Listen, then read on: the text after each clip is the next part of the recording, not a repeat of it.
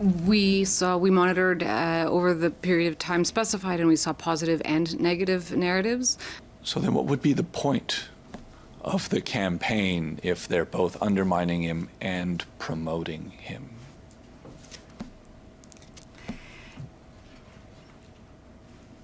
Are you kidding?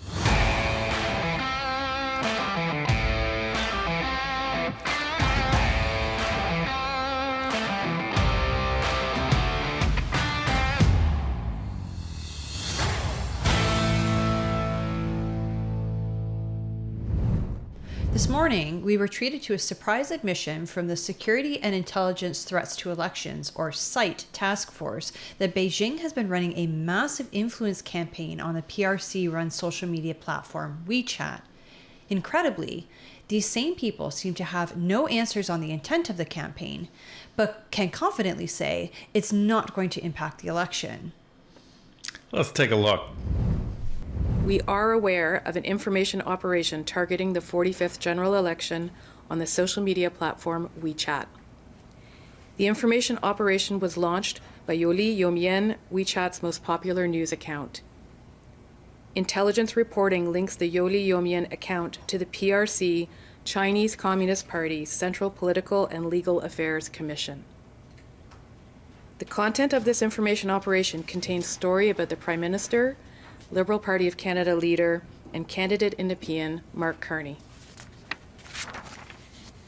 This content has been amplified in a coordinated and inauthentic way.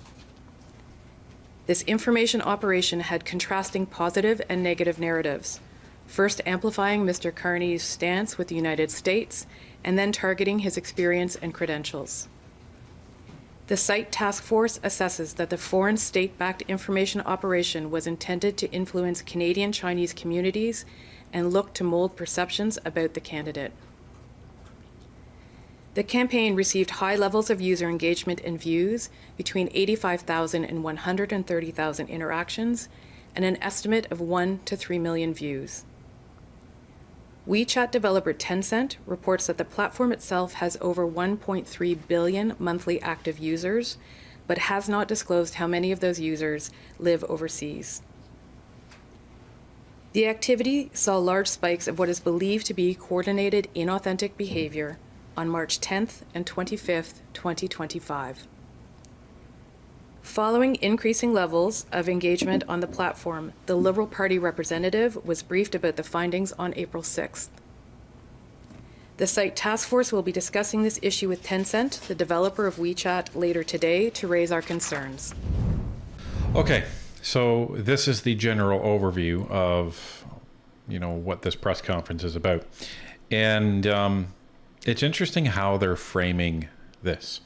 And it's interesting how the actual print versions of this that were released after this press conference occurred are framing this.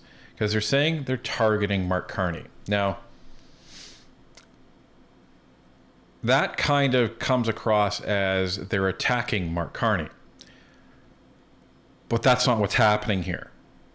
It's just fascinating that that's the way they're framing this. And we'll get into this a bit later, but this comes back to the question, Canadians, why does China want Mark Carney to be the Prime Minister of Canada? Well, I suppose for all those reasons that we've been laying out the past few weeks. Yeah. I mean, he seems to be deeply entrenched with Beijing and or the PRC. Now you have to ask, was this discussed in the fall? We don't know. We don't know what happened over there.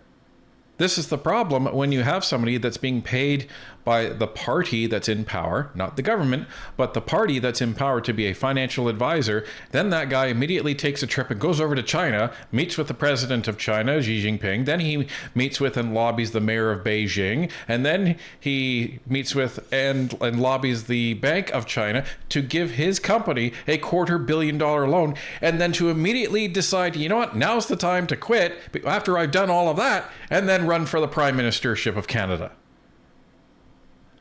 Give me a break, folks.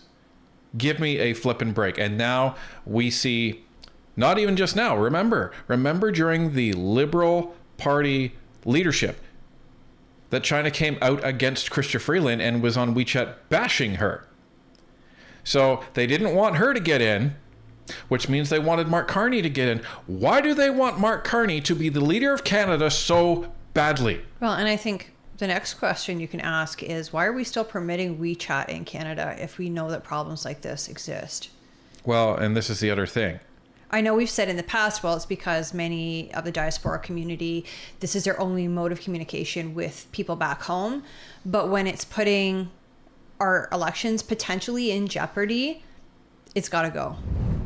And then just as a follow-up, WeChat was identified in the campaign targeting Liberal candidate Chrystia Freeland and Michael Chong as well. I know in the last election it was identified in the Foreign Interference Commission as targeting voters. Both Aaron O'Toole and Kenny Chu, the local candidate in Richmond. I'm wondering what your interactions with this company have been, and also sort of what recommendation you would have to Canadians who may still look at WeChat as a reliable source of news and information. Larissa, can I invite you to take that question? We've engaged with Tencent on a number of occasions and at various levels, and we've done so in collaboration with our colleagues. They are the kind of conversation that we have with the other platforms as well, where our approach is to point out the activity that we're witnessing that we believe contravene their terms of service, and ask them to turn their attention to it. We do not ask the platforms to take specific action other than to pay attention to this material, because it's not the government's role to be policing these platforms or telling private companies how to behave. But they have their own terms of service, and if we see something, we ask them to compare.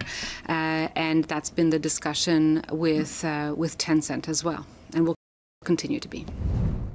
So I agree with her in principle that the government shouldn't be trying to get involved in the operation of these companies and talk about their terms of service. However, what the government can do, and it has done, is banning these specific platforms where we know there's problems with them, especially when it comes to foreign interference. Because recall, a couple of years ago, the government banned TikTok from all government devices. Why was that? Well, because there was a lot of information that has come out about TikTok having Chinese spyware built in and potentially monitoring your device, whether you know it or not. This is why we will never have TikTok as a part of the Northern Perspective social media strategy, because we will not touch it. And this is the thing. So why has WeChat not followed suit in terms of the government banning it? And why has the government not banned TikTok from the rest of Canada? Never mind, the government itself if it doesn't trust it. So these are the questions that are coming up. There are so many platforms out there, so many sources of information. When we see something specific in the context of sight, the purpose of these briefings is to bring that to the attention of Canadians. And we hope that we all learn from this also what the sort of more general principles are that we should apply to our consumption of social media. And today we're providing a very important piece of information about the #1 most popular account on WeChat. I see 2 questioners in the room, the Globe and Mail and Parliament Today online, and 9 minutes on the clock. So I think we can make it, but we'll start with Peter. Go ahead. Thanks. Peter Mauser from the Hill Times. Does the government have any specific plan or ability to counter disinformation that's sent to Canadian voters who speak only Chinese or primarily Chinese? Products. Yeah, so for Canadians who speak only Chinese, we have available to them advice on how to ensure that they are not being subject to mis and disinformation. This has been translated into 10 languages, and I believe 2 types of Chinese are part of that product base. Those products are available on the Democratic Institution's website, including a toolkit. I'm just wondering, you mentioned before, these briefings are a big part of the work that you're doing to try and fight back against this stuff, but if no one in here is publishing in the Chinese language, then how does that community get these messages that what they're seeing on their screens might be disinformation? Gee, that's a really, really good question. Right? But, we have a bunch of things online that says this is how you can counter potentially being influenced by a foreign government. And this is the issue, folks. This is the issue when you have a whole bunch of people that are in the country that congregate in these big communities, that they don't really speak English, and you don't have any material to actually give to them when big events like this happen. They're like, well, here's the information in French and here's the information in English, and then what? Like, what do you expect to happen? They just magically find out? This is the thing. So what is essentially happening here is people are on this app, and the most popular account on the platform, which is basically run by the PRC, is putting out all of this information. This is why you should vote for Mark Carney. This is why you should vote for Mark Carney. This is why you should vote for Mark Carney. Hey, by the way, you better vote for Mark Carney. And they're putting out this briefing saying, well, we're noticing this campaign. Against who? Oh, against the Chinese diaspora. How are they supposed to get this? Well, they're supposed to go online and find it, is the answer. How does that work? And the other thing that is bothersome is site says, we report it to the app manufacturers and if it goes against their terms of service. So if the app manufacturer is working with this large account, I don't know that they are, I'm just speculating here, but maybe their terms of service can kind of skirt around this issue. So what's to report if what's happening isn't breaking their terms of service? Like, it's ridiculousness. Canada needs to come down hard against foreign interference. You don't hear about this kind of stuff happening in the States. No, you don't. You don't, because they don't tolerate it. Right. There are other ways that we get out the word to Chinese diaspora groups. There is, for instance, the Digital Citizenship Initiative, which has been in place for about 6 years. There have been over 150 different projects. Some of them are targeted, or they're projects that are with minority language groups, and their purpose is to promote things like digital citizen literacy and critical media literacy as well. So that would be a way to get out the word in the community generally. Are you kidding? This is just insane. I mean, I think digital media literacy and media literacy in general across the country is maybe a little subpar, I'll be honest. So can you imagine now that you don't speak the main language of the country, and already you're kind of predisposed to not being able to tell a bias, for example, of a newspaper or something that you're seeing on TV. You're not able to determine what's true or untrue, and now you've got this language barrier in the way as well. Well, and here's the thing, folks. So again, used to work for the government. And one of the problems is that you have a whole bunch of people, not all of them, but a whole bunch of people that are in roles in the government that should not be there because they have no idea what the heck they're doing. But they've been there for 20 years and they just keep being shuffled around, whether they're crap employees or not, and they just move up the ladder and they have no clue what they're doing. And usually it's the people that come from outside are the ones that get shuffled out, because they're the ones trying to make change and they're the ones that are trying to actually improve things, but the establishment around them doesn't like change, and so they get moved along. This panel feels like it's a bunch of people that have been working for the government for about 25 years and have no idea what goes on outside of the government, and they have no idea about security protocols, they have no idea what any of the cybersecurity threats are, and they have no clue on what they're even talking about sitting on this panel. Right. Like, what do you think the dollar value of that panel is? Like, you don't have to give me an actual figure, but probably $1 million bucks. Yeah, it's going to be high. And they're sitting there going, well, we report it to the app manufacturer, and if it's against their terms of service, and it's up to them to decide whether or not it goes against their terms of service. Well, and we have some newsletters, and we have some projects where people can become good digital citizens, and that's a way to generally get the word. No, we're not talking about generally. We're talking about this specific thing. Right. This is protecting our democracy, and it feels like you guys aren't taking it seriously. Christopher Nardi, National Post. I just want to come back to the content. My last Mandarin class was 13 years ago, so I used Google to translate them. And from the examples that are in the backgrounder, it appears that the content is mostly promoting Mr. Carney's strength. I think the language that it says is United States meets Canada's tough opponent. And so, Ms. Gladzow, you mentioned something about negative and positive in the background. I didn't see that, but it appears to me from what's in here that the content is, I don't know if it's promoting Mr. Carney, but it seems very cast him in a positive light. Is that broadly what this content that you've seen, that this particular campaign, is that what it seemed to be doing overall? We monitored over the period of time specified, and we saw positive and negative narratives. I think a really important aspect of the work that we do in site and in these briefings is to not further amplify information that is out there at the interest, at the behest of a foreign government. And so, there were positive and negative. So then what would be the point of the campaign if they're both undermining him and promoting him?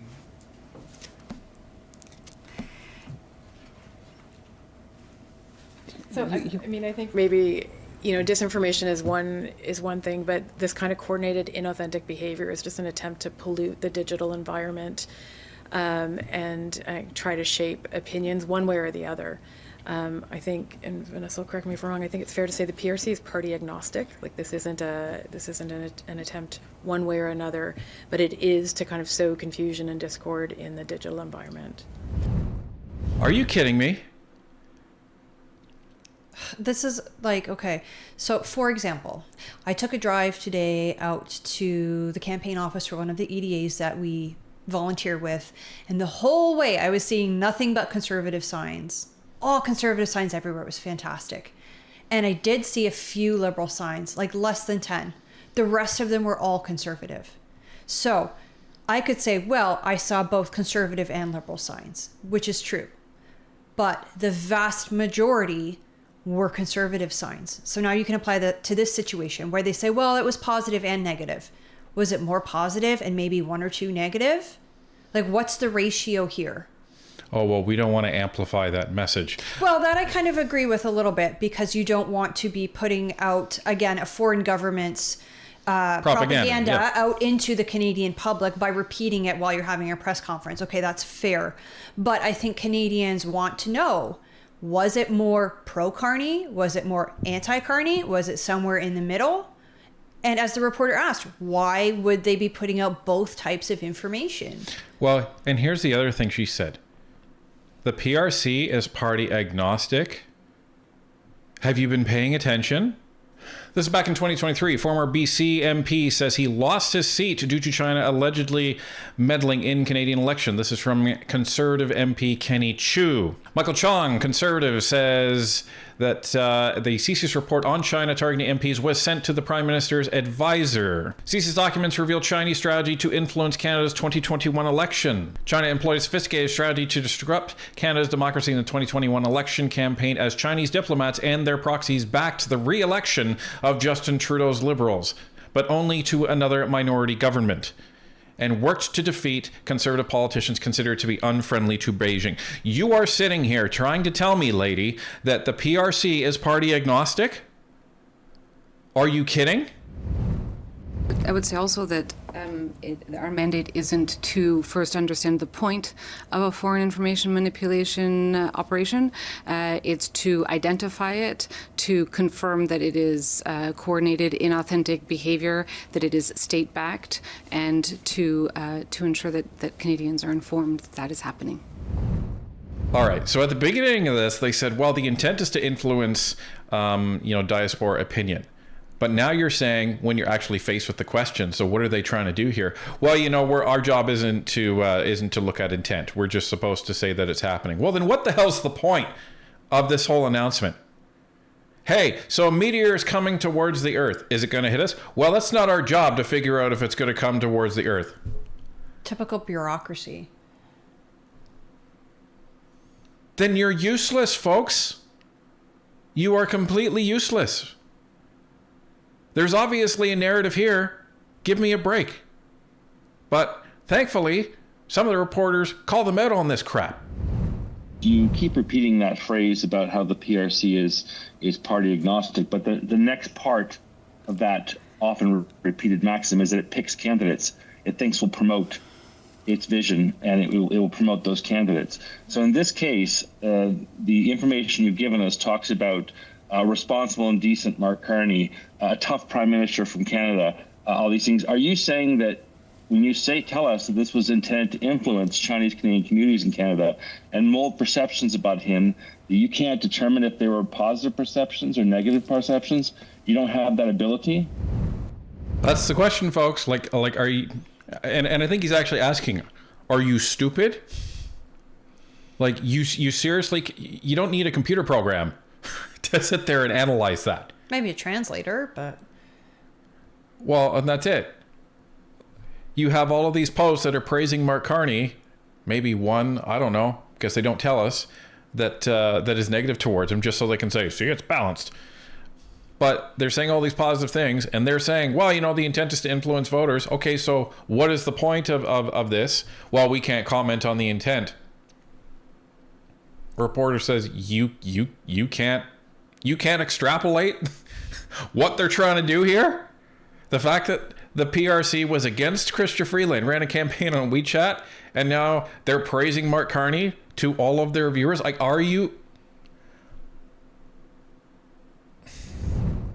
So I think we want to be careful to emphasize the point of sharing this information with Canadians. As Larissa mentioned, and in Bridget's remarks, the important part of information that we're sharing with you today is to be clear with Canadians that the account that has made these posts is linked to the People's Republic of China and to the Chinese Communist Party in particular, and that intelligence has provided that there is a concerted effort behind that entity within the Communist Party to spread and manipulate the narrative that Canadians are seeing.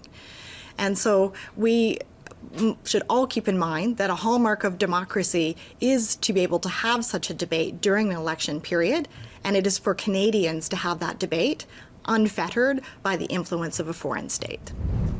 So in short, I'm refusing to answer your question. And that's it.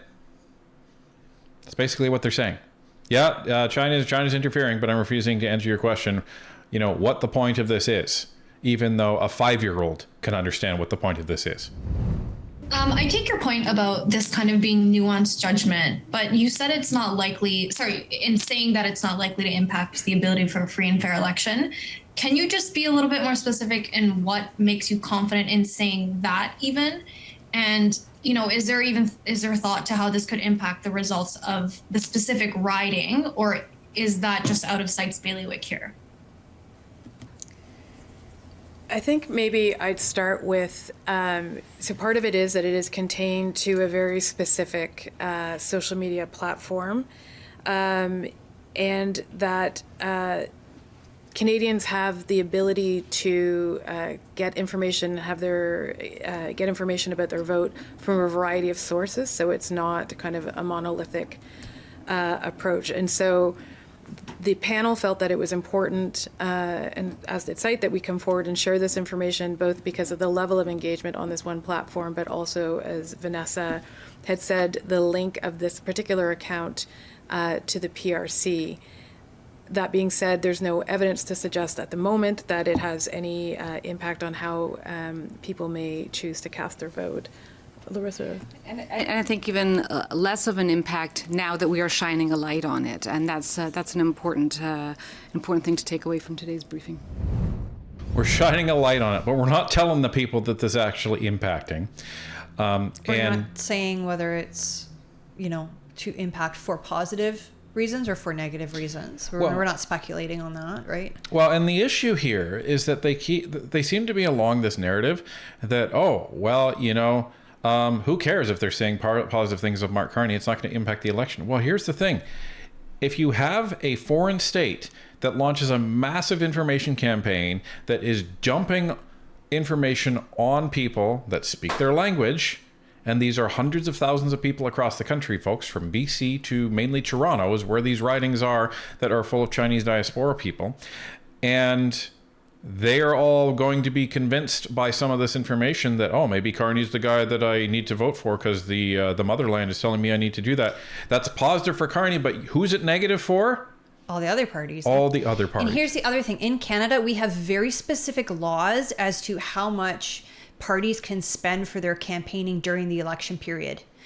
If you have a foreign actor that's putting stuff on social media, they have no limit. So the whole idea of the limit in Canada between the parties is to even the playing field so that they can't run more ads if they're a richer party, and they can't run more positive ads for their candidates, more negative ads for their opponents. It levels the playing field.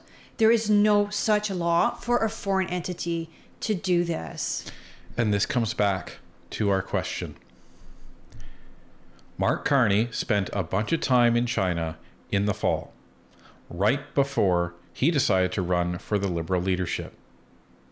And the question is with that, and with all of his previous relationships with China that we've talked about before, Canadians have to ask the question, why does China want Mark Carney to be the leader of this country so badly?